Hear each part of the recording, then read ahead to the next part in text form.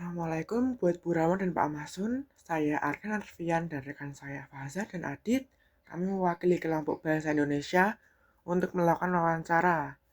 Kami ingin tahu perjalanan Ibu dan Bapak sebagai pengajar pendidikan agama Islam karena pengalaman Ibu dan Bapak sangat berharga untuk memberikan wawasan kepada siswa dan guru. Pertama-tama, apa yang memotivasi Ibu Rama dan Pak Masun untuk memilih jurusan pendidikan agama Islam? Guru agama itu pun tidak pernah terbesit dari diri ibu. Namun ibu itu tetap percaya bahwa sekolah itu pasti ada kesuksesan kalau kita mau belajar. Ibu juga menjadi guru agama juga karena dorongan dari orang tua. Terus ya kalau mau dibilang paksaan ya, karena waktu itu ibu tidak berhasil masuk di dalam perguruan tinggi yang ibu inginkan. Nah, sebagai batu loncatan saja, PAI itu sebagai batu loncatan, dan semester berikutnya harus ke cita-cita yang ibu inginkan. Tapi ternyata Allah berkehendak lain, bahwa ibu harus terus melanjutkan perkuliahan di PAI itu tarbiyah, karena orang tua juga mengatakan bahwa itu adalah surga. Kamu sudah berjalan menuju surga, maka jangan berbelok. Nah, itulah motivasi ibu untuk berkuliah sampai selesai walaupun ibu ngos-ngosan, karena kuliah agama itu menurut ibu itu cukup sulit karena tidak ada dasar. Nah, motivasinya dari orang tua. Ya orang tua, perintah orang tua, dukungan orang tua. Itu motivasi karena sehingga bisa menjadi guru PAI dan bertemu kalian semua di sini. Kalau Pak Masun gimana Pak? Alhamdulillah, kalau saya itu sejak kecil sekolahnya memang sekolah di agama. Pertama di MI, Madrasah di Bengkulu. Kemudian SMP-nya di SMP Islam Ungaran, yang mana pada waktu itu ketika kita sekolah di SMP Islam itu bisa mengambil atau bisa istilahnya ikut ujian dua jurusan. Ya, jadi ada yang sekolah umum SMP juga bisa ikut ujian di madrasah sambil. Nah itu sebetulnya cita-cita sih mau menjadi tentara, karena memang ya badannya agak lumayan cukup besar, cukup tinggi, tapi ternyata Allah itu memberikan jalan yang lain. Ya, jadi masuk tentara, karena waktu itu kan dari SMP kan juga bisa, hanya di pertama kan, nah, itu. Malah kemudian sekolah pun juga itu sejak semula memang sekolah kepengen jadi guru gitu. Akhirnya kemudian saya masuk di PGA Semarang, pendidikan agama, PGA pendidikan guru agama, negeri PGAN di Semarang selama 3 tahun. Kemudian dengan harapan dari PGN langsung bisa jadi guru, tapi ternyata keluar aturan baru dari PGA itu tidak bisa menjadi guru, harus kuliah dulu 2 tahun.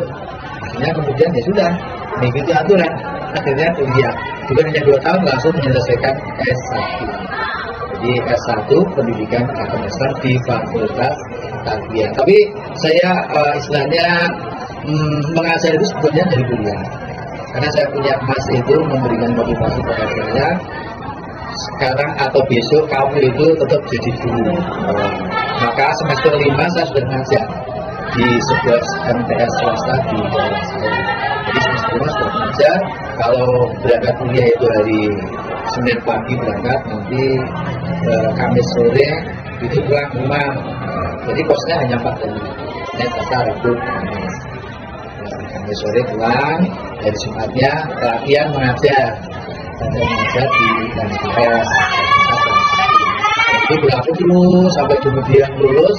Alhamdulillah lulus, kemudian tahun 95, kemudian ikut seleksi sebanyak tahun 97 itu diterima menjadi PNS SK tes 97, tes banyak tahun 98.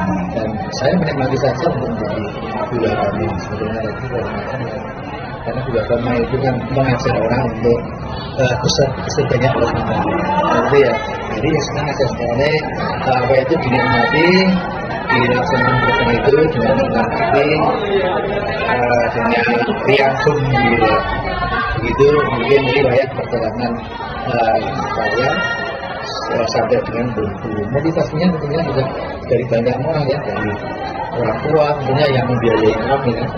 Kebetulan itu juga kan dia punya masa pendidikan dibiayai orang tua. Juga ada motif dari kakak tadi yang dulu yang menjadi guru. Kemudian ini tinggal beberapa waktu saja sampai dari sini. Gitu, terima kasih. Semoga bisa apa itu memberikan motivasi juga dan pencerahan untuk kalian. Assalamualaikum warahmatullahi wabarakatuh. Buat Bu Rahma, kalau Pak Masud itu berapa lama sih Pak Masud ngajar di SMP Negeri 1 Ungaran ini? Sekarang berapa? Kalau saya dari SMP 1 itu sejak tahun 2021 ini ya. Kalau di tempat lain karena saya mutasi di SMP yang juga penyakit, saya sudah 23 tahun. Kalau total dengan mengajar di swasta ketika masih muda ya udah lama. Tahun berapa itu? Tahun 91 atau 92 itu saya sudah latihan jadi guru. Sampai sekarang masih jadi guru. Ya selamanya jadi guru ya. Kalau lama di SMP 1 ini kurang lebih iya.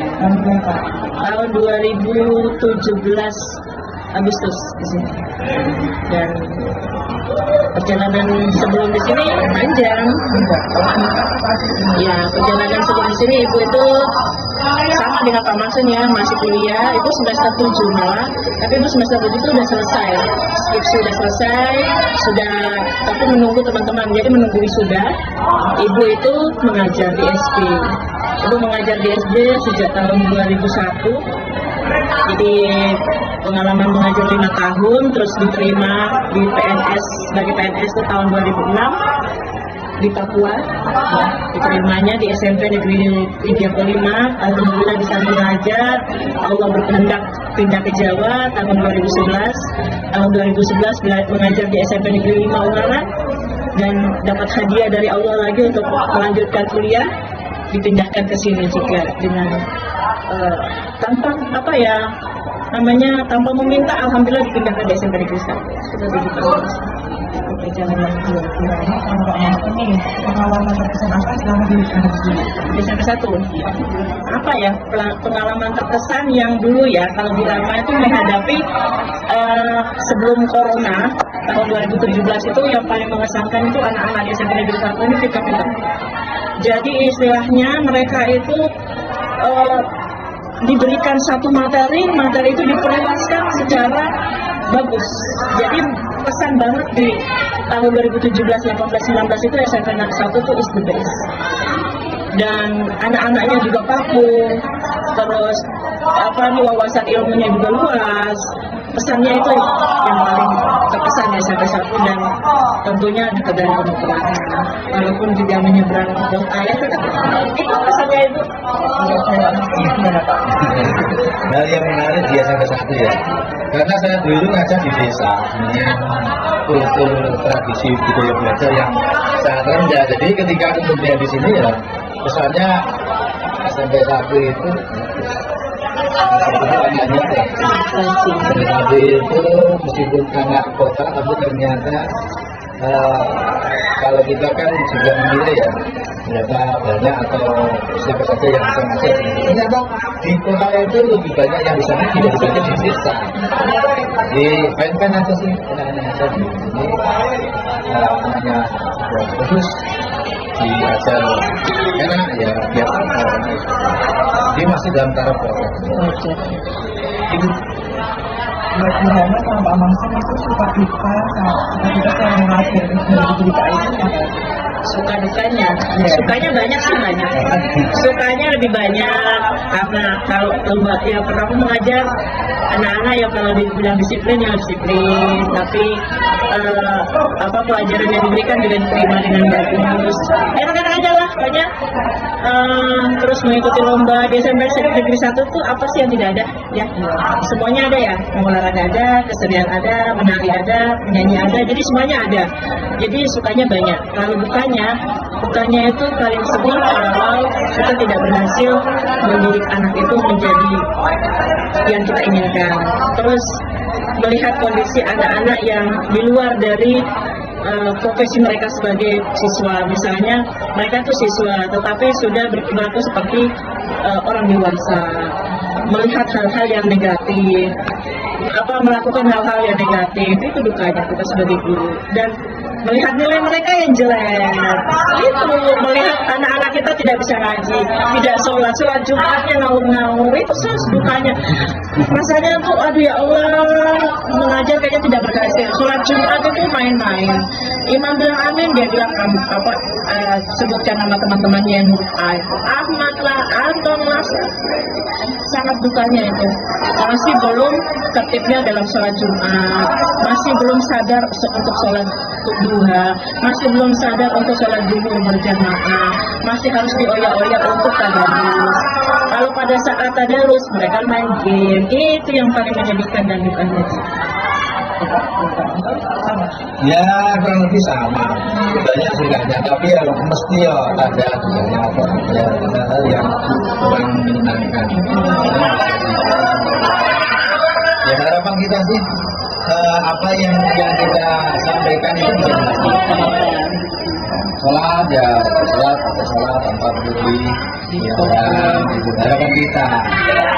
Dan kegiatan-kegiatan yang lain, misalnya kegiatan ketika terjadi kegiatan pengajian penting anak jatuh gitu, itu harapan kita. Tapi yang ada makanya juga usia anak mendalam itu ya, tapi itu masih dalam tahap saya ada ya Islam, karena memang anak-anak ya kayak hanya membutuhkan sedikit kesabaran. Itu mungkin untuk menguji kesabaran orang tua gitu. Tapi tetap saya doakan juga meskipun sekarang ini kan masyarakatnya yang sekarang belum bisa tertib, ke depan semoga menjadi orang-orang yang tertib, yang disiplin, yang bertanggung jawab atas pilihan-pilihan hidupnya. Buat Bunda Mas, Pak Masum itu berarti sama pengalaman yang sudah dilupakan selama di studi.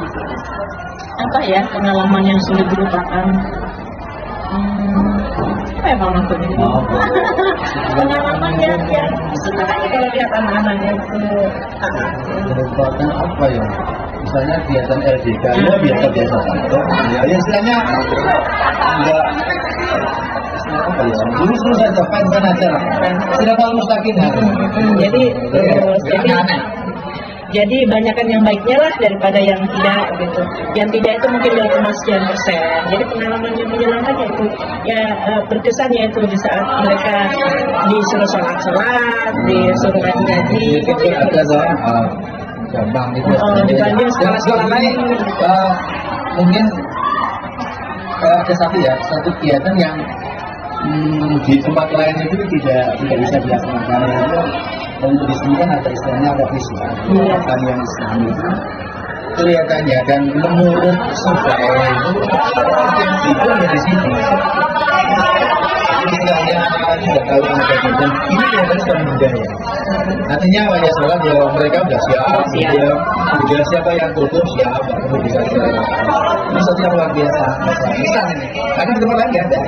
Saya kan mengajar 23 tahun di tempat yang lain, tapi mau menunjukkan istilahnya istilahnya logis itu nggak bisa. Ini kan kemauan dari anaknya sendiri. Ini sudah berbudaya karena kakaknya seperti itu, mungkin adiknya kakaknya itu berani misalnya kultur, artinya ya sudah sudah pasti itu ya. Harus mau tidak mau harus. Iya itu yang menurut saya luar biasa dan itu ya besar. untuk kedepannya semoga lebih tertata. Yang paling berkesan di ibu itu gini, ibu kan sering mengajak teman-teman kalian lomba ya. Kemarin yang paling berkesan ini, kami lomba di Hidayatullah Al-Burhan. Satu-satunya SMP negeri yang bisa juara. Itu yang paling berkesan. Walaupun kita SMP negeri, SMP 1 itu tidak pernah tidak pegang juara. Kalau juara 3, juara 2. Jadi SMP ini berkesannya itu. Mereka tuh kalau sudah ditunjuk untuk mengikuti kejuaraan, sangat serius. Ada lagi? Di Bapak Ahmad dan Bu Rahman, bagaimana Ibu melihat karakter siswa di sekolah ini? Apakah ada perubahan karakter dari tahun ke tahun? Penurunan ya. Kalau Pak Maksud mungkin karena kalau Ibu sih sangat merasakan karakter Ibu. Oh iya jelas. Jadi Ibu di sini tahun 2017 cerita karakter ya. Jadi kita tetap sapa salam, senyum sapa salam tetap. Dan dulu itu kalau guru jalan, siswa berhenti. Siswa berhenti. Guru jalan, kakak-kakak kalian berhenti. Terus kalau ibu keluar membawa buku, Bu, mari saya bantu. Tanpa dimintai tolong, langsung membantu. Sekarang cuek, pemahamannya 180. Jadi gitu. Jadi karakter kita sangat turun banget. Dan ibu melihat itu dari tahun ke tahun sampai tahun ini sangat turun.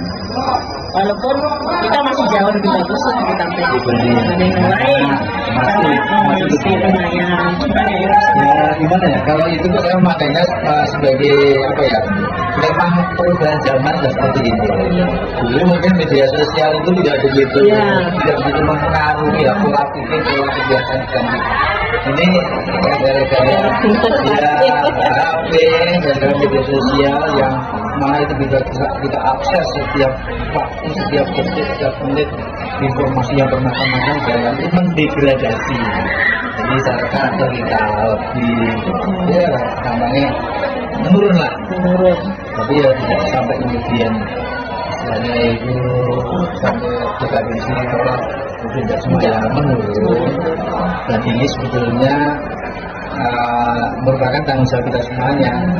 Kita harus kembali kepada sebenarnya pada saat itu kita yang sebenarnya sebagai orang yang lemah, yang bertakwa, apalagi orang punya juga kan itu istilahnya seorang ampun kembali untuk anda kontrol dan berdoa semoga kita hati.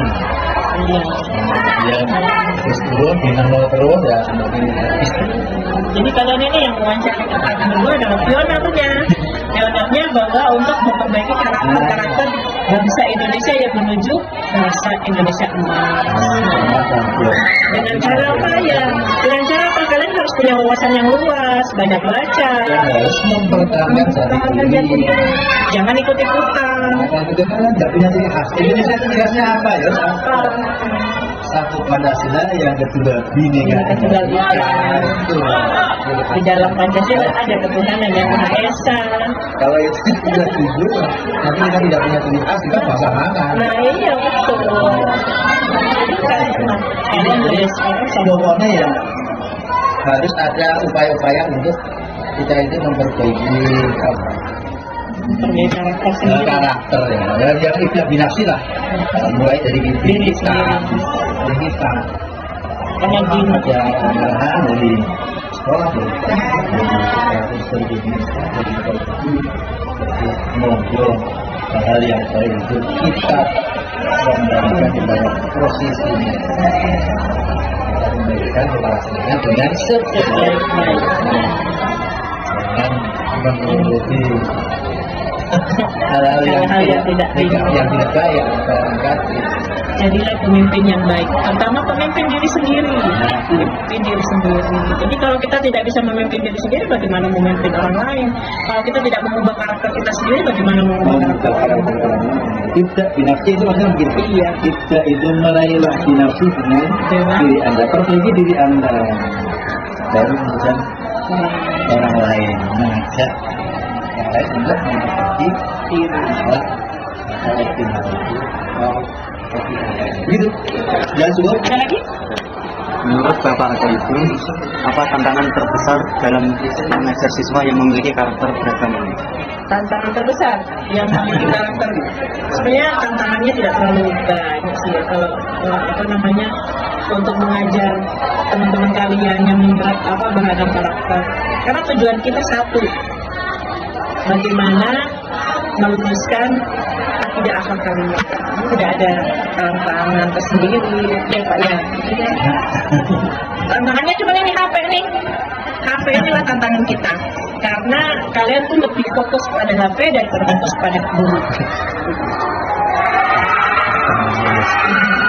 Yang lain-lain sih tidak ada tantangan yang ini, kalau untuk mengajar mah enak saja. Ada lagi?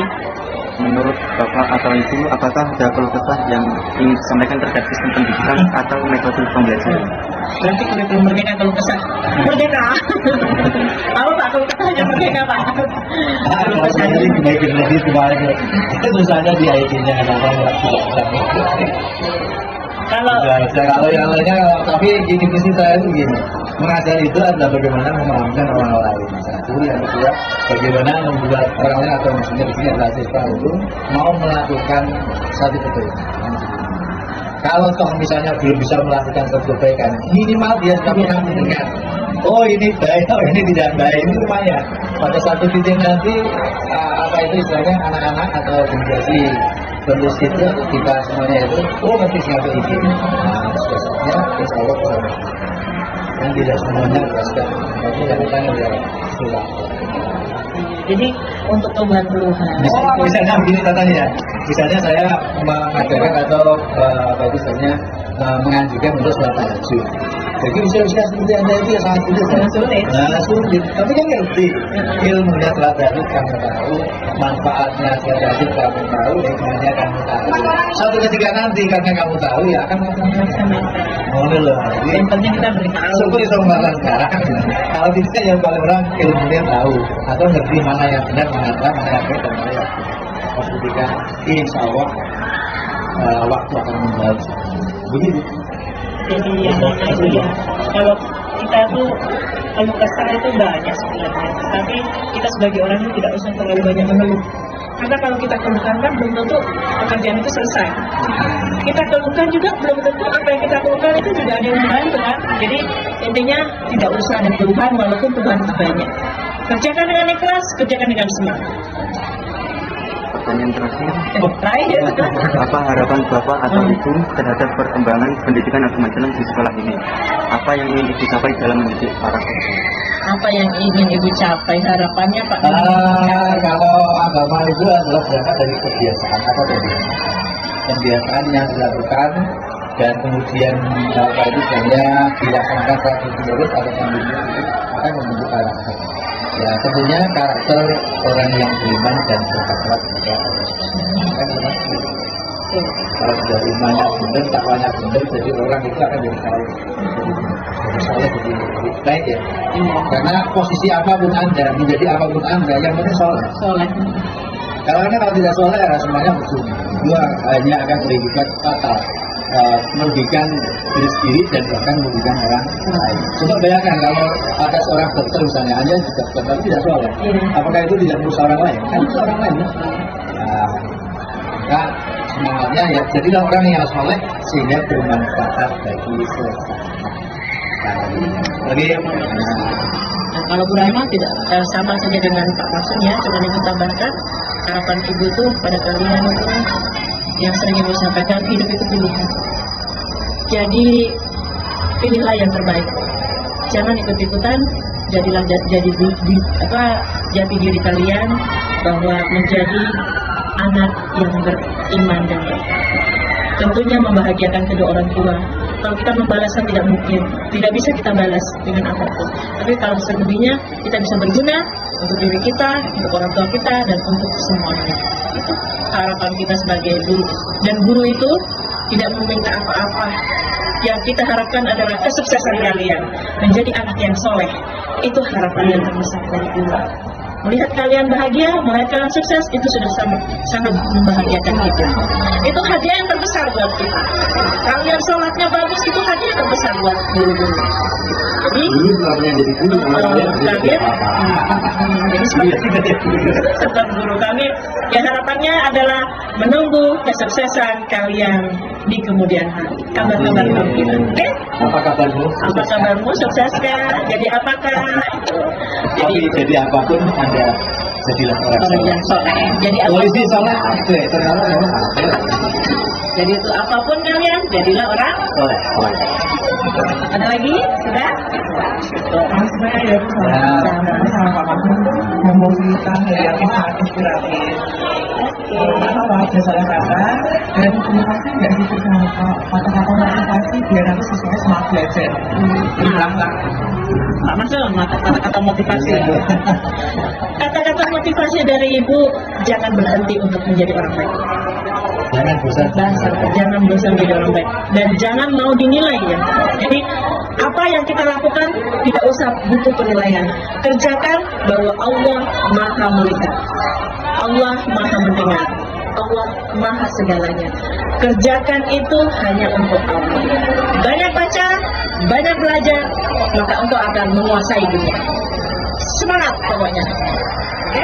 Wabillahi taufiq wal hidayah. Assalamualaikum warahmatullahi wabarakatuh.